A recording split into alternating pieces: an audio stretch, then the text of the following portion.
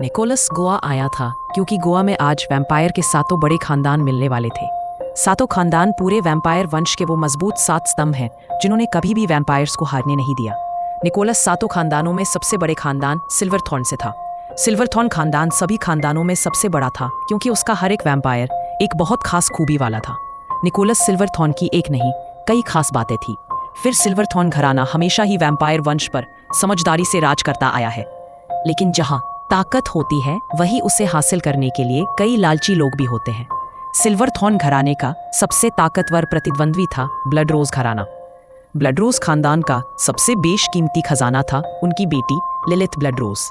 बाकी खानदानों के मुखिया थे ड्रेक क्रेवन, ब्रुसिला एवरमोर, जेन वैलहार्ट, एथन ग्रेव्स और किनिया एशविल। ड्रेक क्रेवन उन सब में सबसे बड़े थे। सभी वैम्पायर्स आज बात करने आए थे कि कैसे भेड़िए अपनी संख्या बढ़ाते जा रहे हैं, वो किसी भी समय वैम्पायर्स को नुकसान पहुंचा सकता है। लिलिथ का कहना था कि हमें भी अपनी संख्या बढ़ानी चाहिए। इंसान कमजोर होते हैं, वो सिर्फ हमारी गुलामी करने के लिए बने हैं। लिलिथ की बात को बीच में काटते हुए जेन ने कहा कि हम अपना पुराना समझौता नहीं तोड़ सकते। कड़ी बहस के बाद ड्रेक ने निकोलस से कहा कि तुम हम सब में सबसे ज्यादा इंसानों के करीब रहते हो और भेड़ियों के बारे में भी तुम्हारे पास ज्यादा जानकारी है। बताओ हम सबको क्या करना चाहिए। निकोलस ने कहा कि हमें सावधान रहना होगा।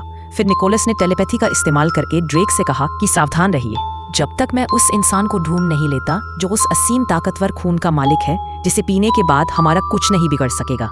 उधर एलेना जब अपनी दोस्तों के साथ जंगल में घूमने गई थी तो उसकी एक दोस्त ने उसे बताया कि पास वही पहाड़ी पर जो मेंशन है उसमें कोई रहने आया है।